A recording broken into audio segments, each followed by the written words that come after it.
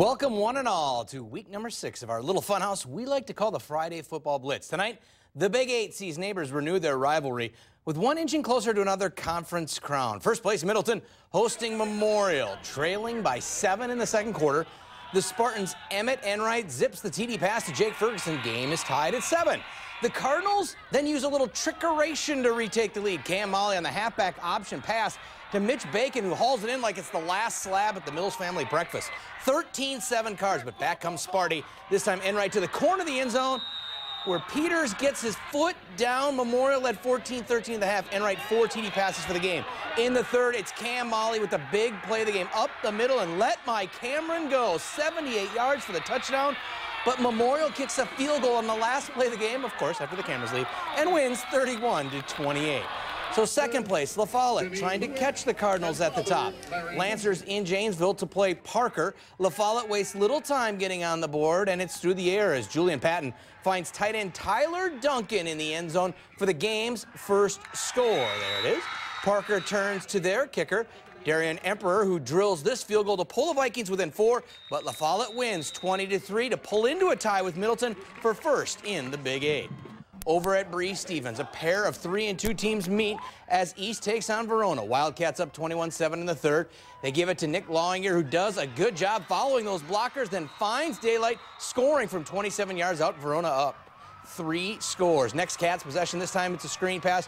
Carson Parks fights his way out of one tackle, outruns the D in the end zone for the 65-yard score. Visitors run wild over East, 49-14 the final. 50 teams entered this night unbeaten. That was sure to change, though, this week, thanks to the schedule makers. Our Ryan Wing joins us for our Blitz big game, a showdown where someone will go home a loser for the first time this season. Rob, 3 of the 10 teams in our area that are still unbeaten reside in the Capital North Conference. That number will dwindle tonight since rivals Lodi and Poynette try to keep pace with Columbus in the chase for the conference title. The Blue Devils have yet to allow a point this year. Would the Pumas be the first to change that? Second drive of the game for Lodi. Garrett Schreiber rolls right, hits his big tight end Derek Paulson for the 10-yard score. They added another in the first quarter, those two, to make it 14-zip. Poynette unable to find the end zone on their next drive, but they are able to put up points. Anthony Rittmeyer drills the 35-yard field goal. First points against Lodi this year. How would they respond? Very well, thank you. Mark Nellen up the middle. He bruises his way in from 11 yards out, makes it 21-3. Pumas facing a 3rd and 8 now on their own 22. Ryan Hutchinson under pressure. He is picked by Alex Mashik.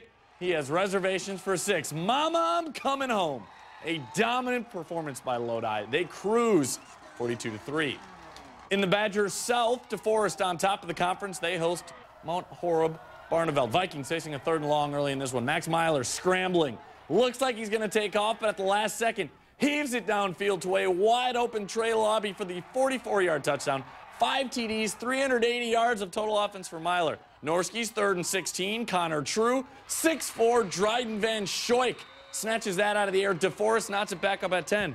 But Mount Horeb hands the Norskies their first conference loss of the season. They roll 35-14. DeForest not going to be happy heading into their matchup next week against rival Waunakee. The Warriors down Portage tonight, 63-20. Thank you, Ryan. Let's check in with the kids in the South, where the race is suddenly wide open thanks to last week's upset with Monroe knocking off Oregon, which earned the Cheesemakers Kurt Miller the Green Bay Packers High School Coach of the Week honors. It was a packed house in Milton where the Red Hawks were celebrating homecoming week. Start of the second, they trailed by 4, but Isaac Phillips connects with Joey Tavarius for the TD score, and it's 19-17. Milton on top. Vikings respond as QB Jake Kissling finds Adam Krumholtz for the touchdown, and that's where they leave it. Milton beats Stoughton 26-24. Another Badger South showdown. Oregon facing Fort Atkinson. 3rd quarter now. Panthers with a 3-point lead when Oregon's Trent Ricker hands it off to Lucas Matthews. He finds a hole and is off to the races. 59 yards to the house, although there's really no house down there. Oregon up 19-10. Early 4th quarter now. Ball on the 1-yard line for the Panthers, and Matt Yates muscles his way in. Oregon goes on to win it 33-13. Back to Monroe's Kurt Miller. His Cheesemakers lost at Monona Grove tonight. Let's go to the Rock, where the first place North was on the line. Marissa Silvas joins us with the highlights. Hey Rob, one of the bigger rivalry games in the area took place tonight with Edgerton playing Evansville Albany in the Rock Valley. The Crimson Tide could pull even in the standings with the Blue Devils with a win. Homecoming for the Blue Devils. First quarter, Zachary Milkey hands it out to Riker Brown, and Riker, the big boy, breaks tackle after tackle. He picks up 17 yards on the carry. Later in the drive, Samuel Hagley gets the handoff from Milkey and takes it in 5 yards for the touchdown. Evansville up 6-0 early. Second quarter, hey, how about some more Brown? This time he barrels in for the 4-yard score. The Blue Devils roll over Edgerton, winning 44-14. Iowa Grant entered the day tied at the top of the SWAL. They hosted Mineral Point. Opening quarter, Panthers' Caleb Hill on the move. He connects with Charles Christensen for the easy conversion. Then 2 plays later, Brandon Johnson finishes off the drive, taking this one around the far side, sprinting in for 6. Panthers up 6-zip. Next possession for the Panthers, Johnson with another nice run, this time a 29-yard pickup. But Mineral Point would make an amazing comeback. They scored 36 unanswered second-half points, and they took this one 50-36. In the SWC, River Valley's undefeated status would be tested by Lancaster tonight. Start of the third, 7-6 River Valley leading. Lancaster's Tanner Reuter with the end around, dodging defenders, and he's wrapped up. But watch this second effort. That gets in the first down and continues the drive.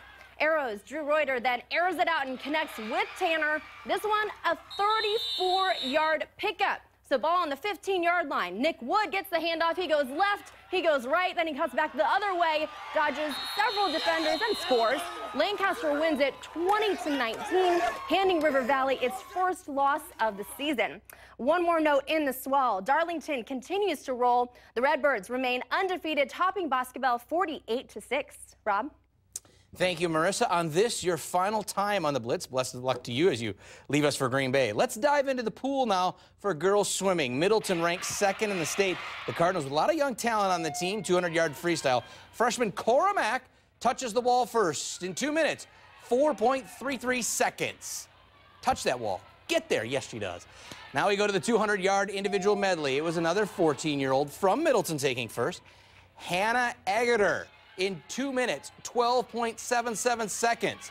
A now speedy 50-yard freestyle. Memorial's Torrey Center smoked the competition, not literally though, 24.41 seconds, but it was Middleton taking the meet 120-50 to stay unbeaten in the Big 8.